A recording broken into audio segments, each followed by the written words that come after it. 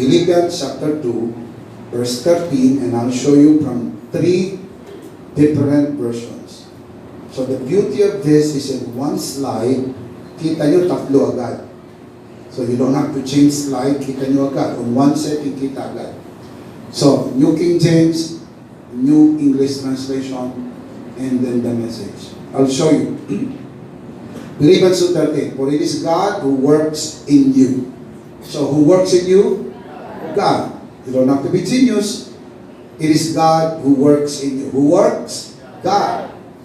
Present tense, works. Ang Diyos ang gumagawa sa inyo. Hindi ikaw. Sino gumagawa? God. Ang Diyos. So, paniwala. No need to explain. Just plainly read it. For it is God who works in you. Now, let's look at the New English Translation. For the one bringing forth in you both the desire and the effort is God. So, who is bringing forth the desire and the effort in you? Who? God. So, sa New King James, God. Dito sa New English Translation, God. Now, look at the Message. Everybody, look at it. That energy is God's energy. Oh, ganda. An energy deep within you. Whose energy? God. Not your energy. Not your energy. It is God's energy inside, deep within. So the energy you have inside is not your energy. It's not your energy. Whose energy? God. God. God who works in you. God who brings forth the desire and the effort. God's energy deep within you. Brothers and sisters, that is exactly what it is. Not your energy, but His energy. Pero problem po, sa body clock natin, nag-design ng Diyos that we need to rest. Sa halip na magpahinga ang tao, ang ginawa ng tao, nag-cobra. Sinasabi ng body clock mo, magpahinga ka, pagod ka na eh. So dahil you want to perform more, you want to earn more, you want more, kaya to. Cobra. Pero napapansin mo, masama epekto na sa iyo.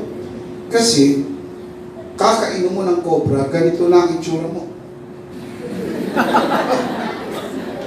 So, napapansin ka na ng asawa mo. Ba't di ka gumaganyan ka? Hindi ko alam, wala nang nag-inom ko. O, para ka ng cobra, gumaganyan ka. Sapagkat, gusto mo ng lakas. Wala nang lakas. Kaya nalulungkot yung iba, pagka gumagabi, gabi na, wala nang kita. Kasi gusto na lagi may kita. Kaya yung pong mga form of business, lagi, good morning! Wala sa kanilang good evening. Kasi pag nag-good evening sa kanila, wala nang kita. Laging good morning. Sapagkat gusto lagi high and up. Bawal mapagod, bawal matulog. Bawal kailangan malakas. Now, brothers and sisters, when you look at yourself naturally, where in the world you can get the strength? Pero I will give you the secret. Sabi sa Bible, they shall run and not be weary, and they shall walk and not faint. In other words, once you realize you can tap to the supernatural resource, that you can do a lot compared to them, and yet you are not tired. The Apostle Paul found it. And we must find it. Look at the verse. 1 Corinthians chapter 15, verse 10. But by the grace of God I am what I am, and His grace to me was not without effect. No, I work harder than all of them, yet not I. Tell me why. Not I. I work harder, not I. Oh, come on. Nililito mo kami. Sabi mo, I work hard, not I. I work hard, not I. Who works? You. I work hard, not I. Now listen, natagpuan niya ang secret. The secret is not do more, be more. The secret is he can work harder, yet not but the grace of God that was with me. Kapag naintindihan mo ang biyaya ng Diyos, yun yung gumagawa sa iyo, sapagkat ang biyaya ng Diyos ang iyong kalakasan. Amen? So saan nagagaling ang lakas? Sa Panginoon. Hindi sa iyo. Minsan may nagtatanong, saan yung kinukuha ang lakas? Na maghapon po ito, mula 6 a.m., 8 a.m., 10 a.m., 3 p.m., 5 p.m., 7 p.m. Linggo. Pagdating ng Lunes, matatapos tayo ito, 9, 9:30. Dahil wala naman kaming time ng magluto, so hit and run. Kakain ka lang, kung saan pwede kumain, then you go home. Pag-uwi namin, hindi ka makatulog agad, so kailangan mong manood muna ng TV. Kami mag-asawa, manonood kami, pero pagtingin ko, tulog na si Pastor Jo. So, tulog na rin, pagising ng umaga, ay, nako, mag-aalaga muna ng apo. Ang tawag dyan, apostolic ministry. Bakit? Yung nanay po niyan, pupunta na sa opisina, yung tatay pupunta na sa presinto. So, ano mangyari? Si Pastor Jo, magtitimpla ng gatas, ako mag-aalaga. It's okay, masaya kami in doing this. Pero, yan po yung sistema lang ng routine. And then, magpe-prepare ka dahil may paso sa Catholic ng Monday. Then, pagdating ng Tuesday, the same in the morning. And then, pagdating sa hapon, magpe-prepare ka para po sa regular schooling. Miyerkules, Pastor's Academy, either sa lugar po ng Tarlac, Bataan, o Pampanga kung saan nakaschedule. Pagdating po ng Webes, kung hindi po chapel service, kung hindi po meron tayong Charito Generation. Friday, merong seminar o Charito Generation. Lunes, babalik na naman po dito sa EMI dahil meron tayong regular schooling. And then pagdating ng linggo, maghapon na naman. Tinatanong nila, saan kinukuha ang lakas? And yet, sa gitna po niyan, I can still find time na makapag-exercise. I mean, you can tell. O, di ba? I'm telling you, you can still find time. Paano nagagawa yung tinatanong ng iba? Well, I'll tell you, brothers and sisters, it's all by the grace of God. Biyaya ng Panginoon. All by the grace of God. And still find time and enjoy life. Why? Because not your own strength, but His energy deep within you. Nasaan po yung energy na yan? Nasa inyo. Palakpakan po natin ang Panginoon. Amen. Yung lakas na ginagamit mo, Kanya. Yung talinong ginagamit mo, Kanya. Yung oras na ginagamit mo, Kanya. Wala ka sariling oras. Yung oras mo, bigay lang niya. Kaya pag inalisan ka ng oras, game over.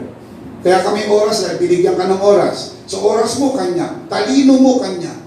Diskarte mo, Kanya. Lahat Kanya. Wala kang sarili. Now, why we say this? What is the original sin? Pride. The fall of Lucifer? Pride. The fall of man?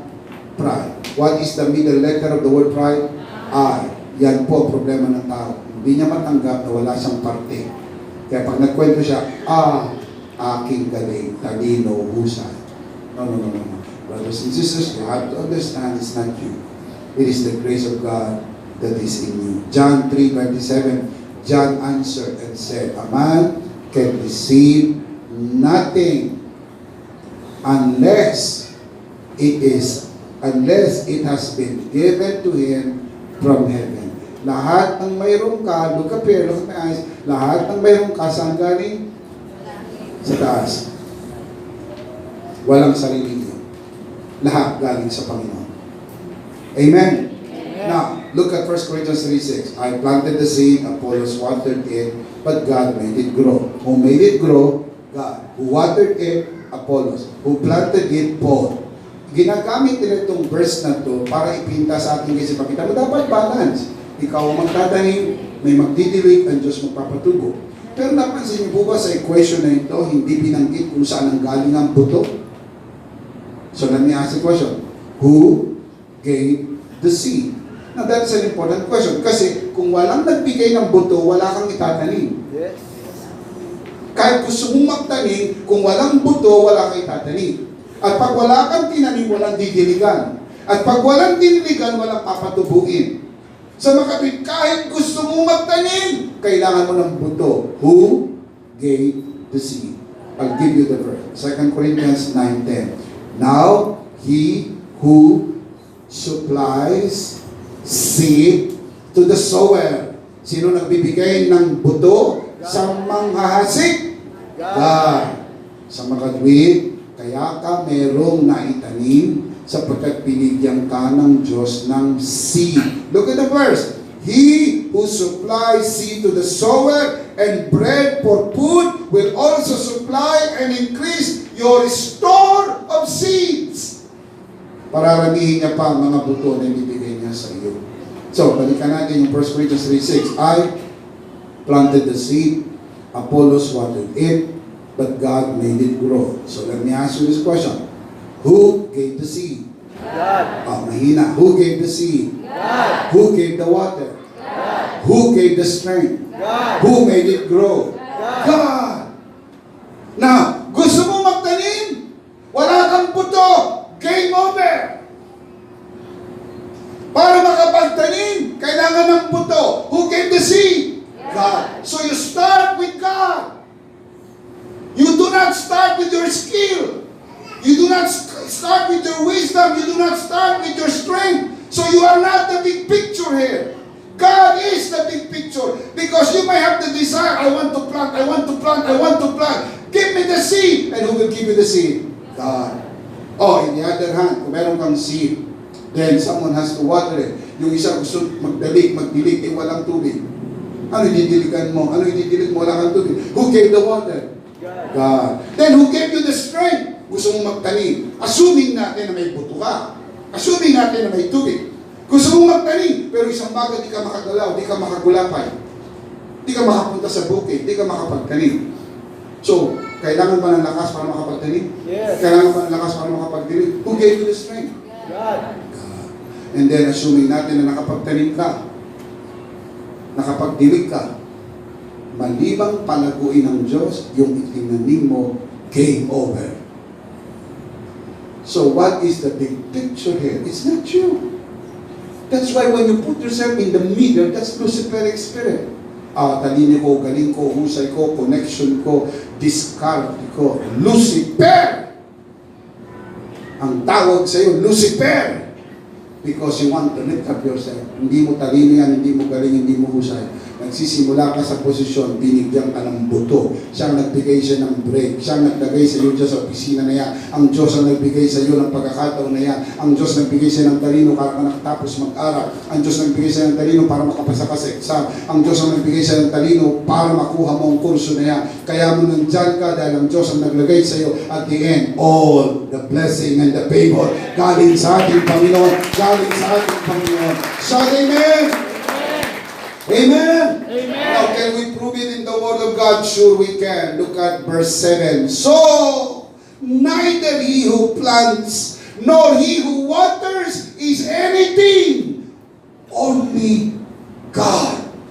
Hindi po God and the planter. Hindi po God and the waterer. Only God. See the word only. Only God. Not God and your wife. Not God and your husband. Not God and your children. Not God and my partner. Not God and my business partners. No, no, no. Only God. God is the one who gave you the business partners. It is God who gave you the strength, the ability. Kaya ka may diskarte ng ganyan. Alam niyo, bisa nagugulat ka. Yung iniisip pa lang ng ibang tao, ginagawa mo na. Hindi ka nga kumihibo, ngingiti-ngiti ka. Sa ganito gagawin ko, nangingiti-ngiti ka sa kwet. Alam mo, iniisip nyo pa lang, nandun ka na. Iniisip nyo pa lang, kumikita na ako, ginagawa ko na yan. Sapagkat ang diskarte niyan, binigay na ng Panginoon sa iyo. Sapagkat yan, italino galing sa Panginoon.